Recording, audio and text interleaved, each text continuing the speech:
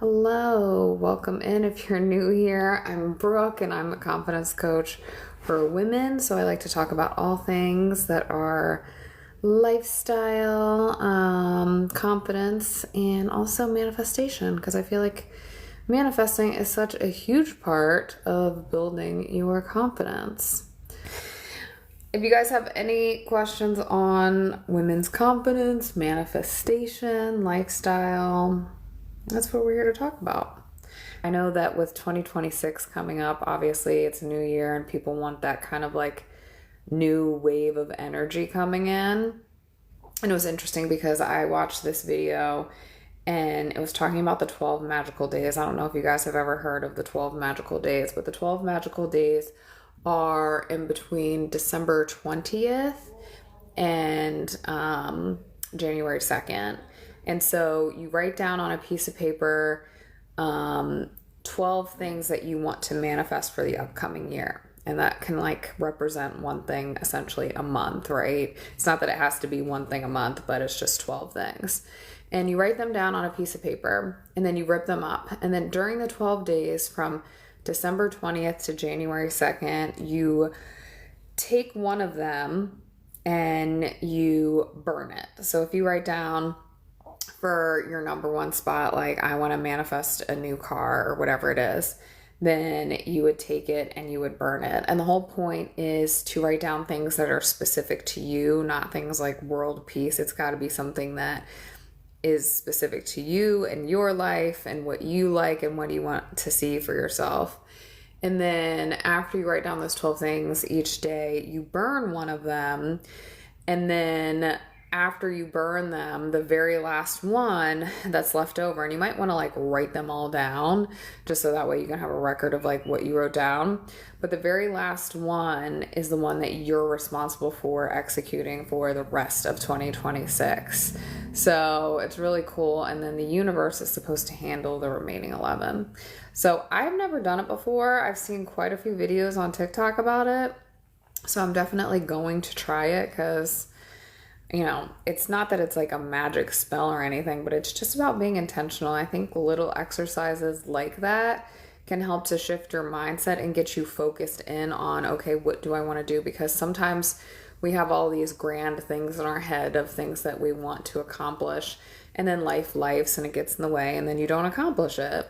And so it's really cool to like be somewhat intentional about it. And I like this approach because you're writing it down so it's like in your mindset, but then at the same time it's not like a strict plan where you have to like adhere to it, right? Because I do like having spontaneity and being like open when it comes to like certain things like that, and seeing what's possible. So the fact that you get to focus on the one thing and then the universe takes care of the rest, I like. And also they always say that when you write something down, you're 40% more likely to actually do it or execute it.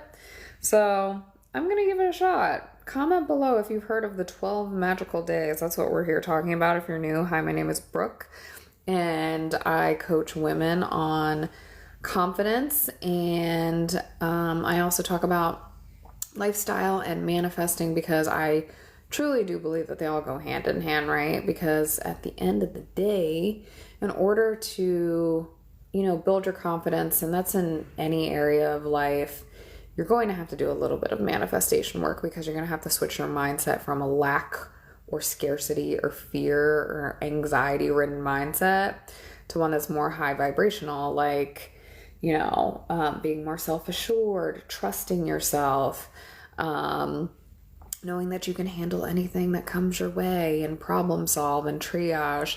And so that can take a little bit of brainwashing, or in another word, manifesting. And so I believe that all of those things kind of go hand in hand. So that's what I like to teach, and that's what I like to talk about. And I firmly believe that everybody in this world, has something that they're insecure about. If somebody says that they have no insecurities, they are lying to you, because I think that, you can be insecure about your physical appearance. You could be insecure about your body, your weight, your height, your bank account. You could be insecure about your lack of knowledge on something or a specific topic. You can be insecure about your family dynamics. You can be insecure about your home. You can be insecure about your education. There's so many different things, and that's where you can build confidence, and so that you can, step into the next version of you where you can get a little better at those areas. And it's not that you have to fix everything all at once and step into this new identity where everything's perfect and you were afraid of public speaking and now you're going on large stages speaking in front of 40,000 people. That's not what I'm saying. I'm saying it's a subtle approach. It's taking baby steps towards those things. And that's what really builds confidence, is consistency and showing up. And that's one of the things that I'm doing, is trying to be consistent with even social media, because I'm new to all this. And so I'm trying to do these lives, and I want to be consistent with coming on here and showing up each and every day. And when I first started doing lives on my other account, I was like so nervous and really worried about what other people would think. And now I could care less. Like, this is a new account. Of course, obviously I don't have as many followers on this one. So I am feeling like I'm talking to a vacuum, but at the same time, it's like, who cares? I don't care. If you don't like it, then you just keep scrolling. And if you do like it, great and wonderful. And you could get some sort of value from it. It would be great if you did, actually, just because during this time, honestly, there's not that many people on, so you can get free one-on-one coaching if you ask a question in the chat, because that is what I'm here for. So to talk about confidence, lifestyle, manifesting, coaching, all of those things. I think for 2026, what I really want to work on in terms of manifestation, I think, is money blocks. Because money blocks can be a huge inhibitor, especially when you're an entrepreneur and building a business. And so that's something that I would like to work on, is learning to hold wealth and to not have the mindset of money rules all. It can go so many different ways, because you could be super budget conscious, super frugal, and when you're like that, you're kind of telling the universe that money goes, right?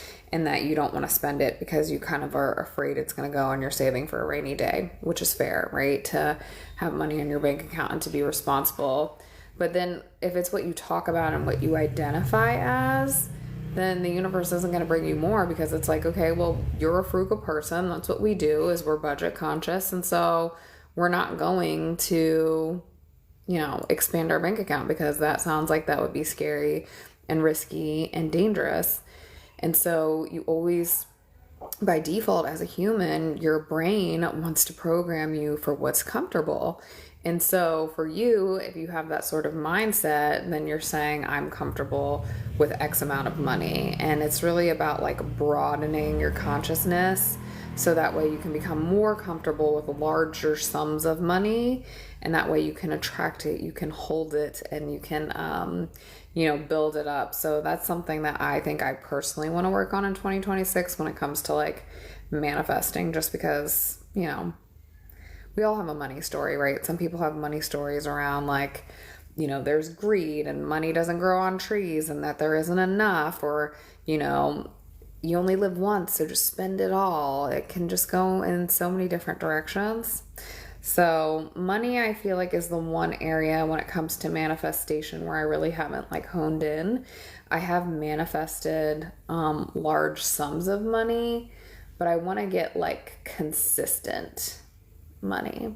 So anyways, that's one of the things I want to work on. One of the things that I did manifest that's kind of cool, that's ongoing, is I always get stuff for free. I always say it, and it shows up in my reality every single week. I always get something for free. For example, I went to lunch yesterday and got free fruit at the end of my meal, and they just brought it. So it's just acknowledging those little things, no matter how big or small. And it's just proof and evidence to show the universe that, you're capable of creating your desires. I like to talk about like love, life, and leadership when it comes to confidence. So those are the target areas that I typically hit on in like my confidence coaching and courses and all of those things. So one of the interesting and more popular topics are relationships and how to regulate your nervous system after a breakup, because I feel like when you have a breakup, typically, you know, that can rock your confidence. You can start to question like your worth and your value, and you know, did you show up right in the relationship? Did you do the right thing? Were you supportive enough? Where did you self-abandon? So there's a whole like myriad of different things that can happen when it comes to relationships ending. And I feel like you can start to really dig into yourself in a really negative way post breakup. And you can have blame of yourself, blame of the other person.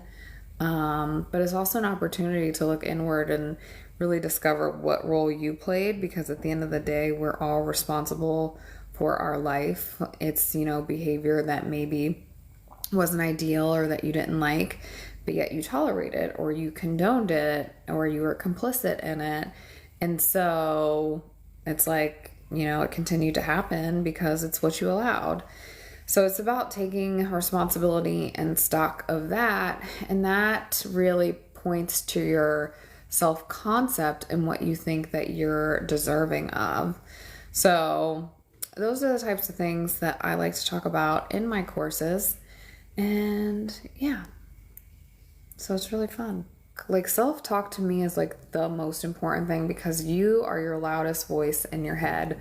Like you hear yourself all day, every day. And so it's so important to make it a nice place in your head. And I always say you should speak to yourself as if you are a small child, or something that you would say to a loved one, like a sister or best friend or cousin or whatever it is. Like, how would you speak to them?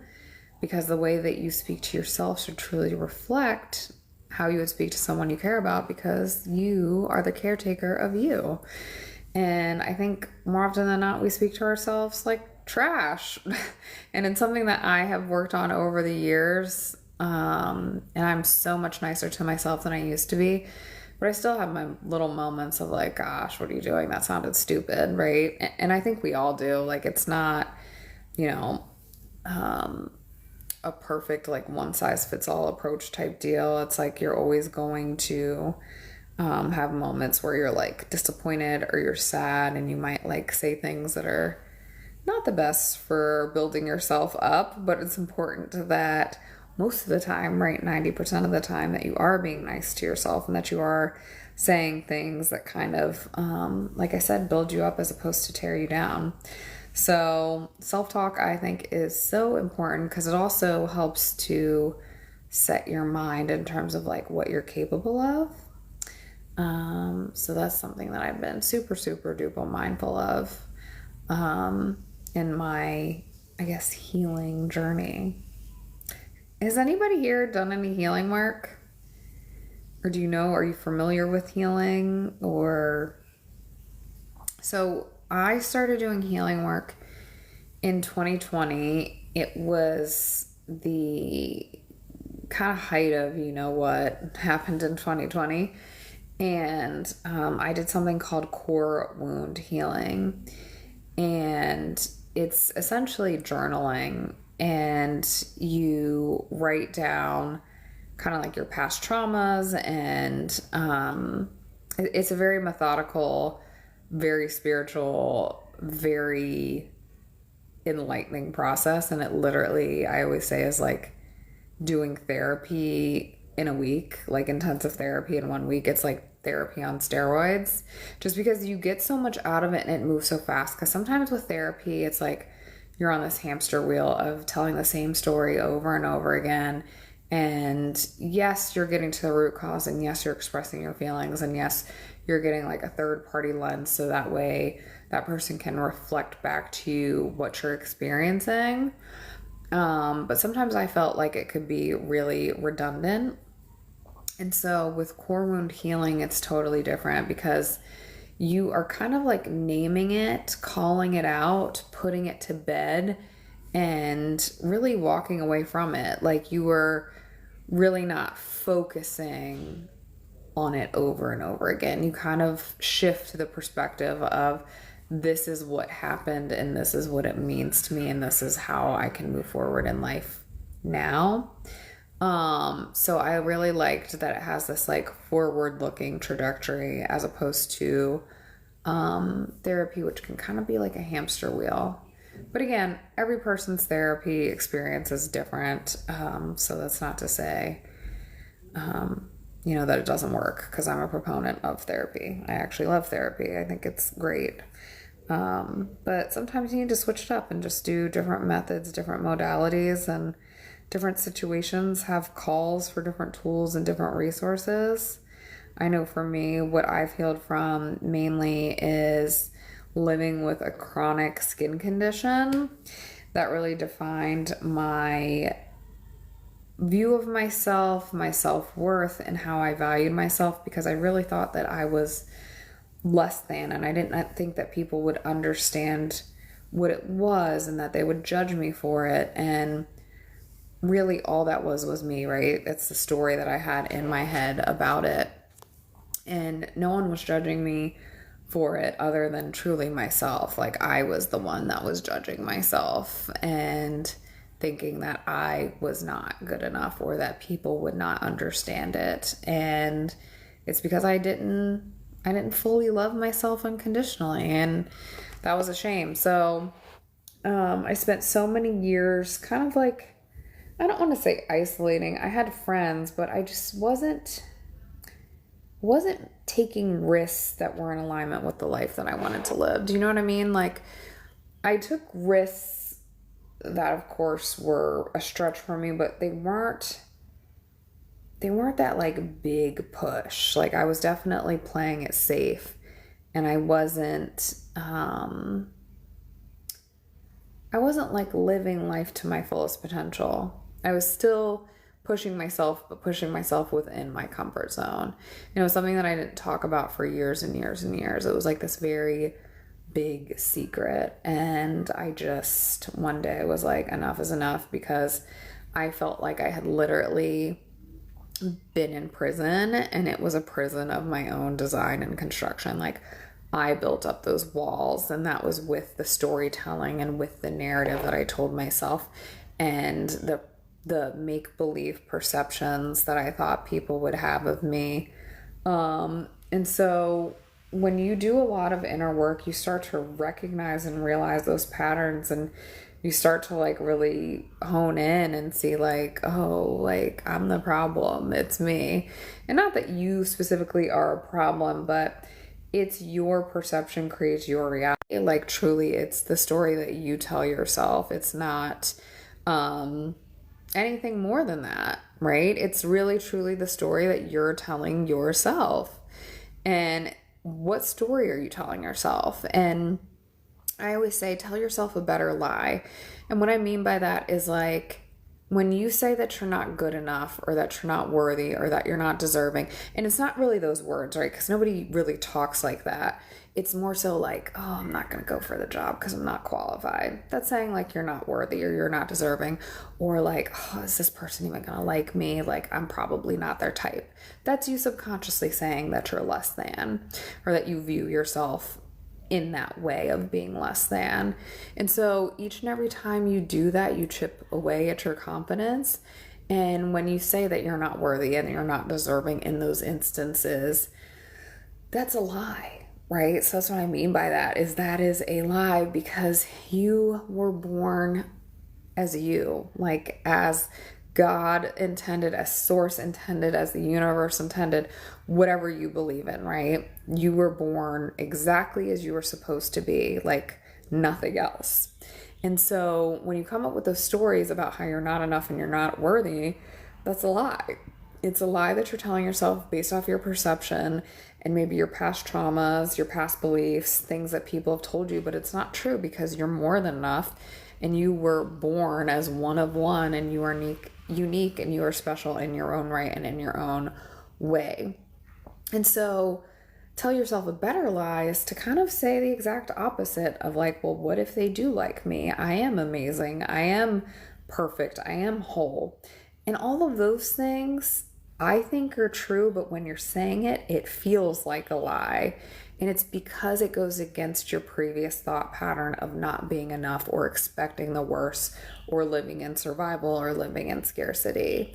And when you start to rewire your brain, it's going to feel like a lie when you're saying all these things that are contrary to that, and how you are worthy, and that the people will like you, and that you are a success, and that you will achieve all of your dreams. It's going to feel like a lie. So know that it's going to feel like a lie, and just say, you know what? I'm just going to tell myself a better lie. Instead of this shitty lie of that, I suck and that I'm not worthy and nobody likes me and I'm always going to be broke and I'm never going to amount to anything and no one will ever choose me or I'll never be enough. Go tell yourself the other lie, right? The other lie that's better. And the more you tell yourself that more positive story, the more you're going to start to believe it, and the more it's going to become true and harden into fact, because that's the way you're going to start to view yourself of like, of course, why wouldn't they like me? Because everybody does. I'm so likable. I'm so lovable. Everybody loves me. And so it's, like I said, going to feel like a lie at first, but it really will become true. So it's so important to just like tell yourself a better lie. And that's like not my original thought either. That's like, if you're familiar with Marissa Peer, she's amazing. She's a hypnotherapist, and I read her book on that, and so that's where I got that from. If you wanted to do a little bit more research on your own, so then that way you can look into it.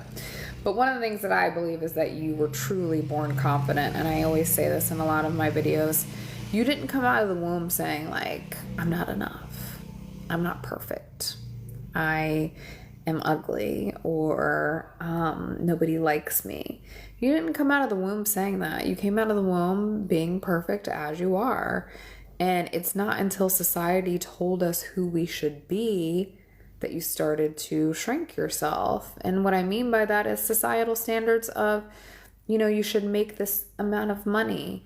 You should look a certain way. You should weigh a certain amount. You should dress a certain way. You should act a certain way. You should talk a certain way.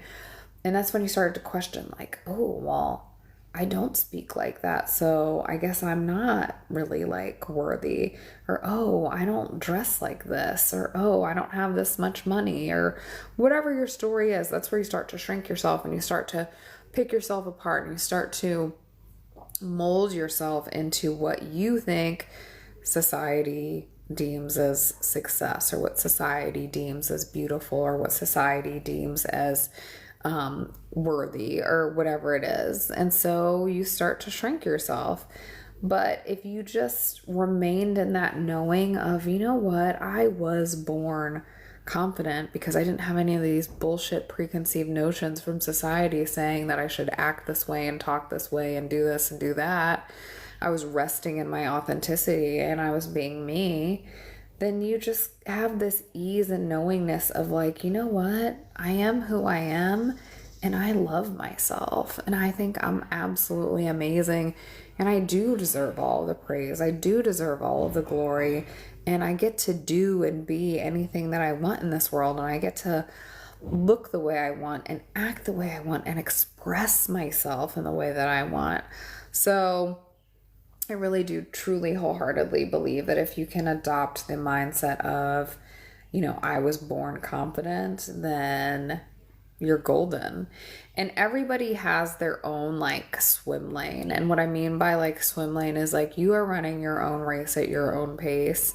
And so what society does is you start to compare yourself to other people, and it's like, you don't even want the same thing as this person. You don't have the same set of circumstances as this person.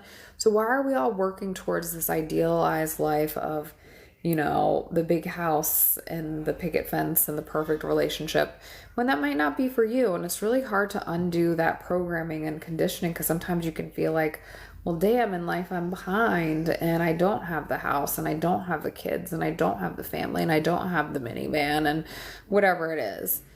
And it's just like, have you ever asked yourself, do you actually want that? Like, is that what you want? And it's cool if you do. But it's like we're in this blind rat race of like running down this track in this field towards these things that we don't even know if they reign true to us. Like, do we even like this? So you just have to figure it out. Oh, Tony, I'm 62 and happily married, but just here for conversation. Well, welcome in. Thank you so much for joining, and thank you so much for commenting. I really appreciate it. So, yeah, that's really just what I like to talk about, is just confidence, society, manifesting, all of those things, because I feel like we just get so caught up in like this whirlwind of the 9 to 5, and we just really lose ourselves in our hopes and our dreams. And it's like, are we even living the life that we want to live? You're from Urbana, Ohio. Oh, nice. I'm from DC.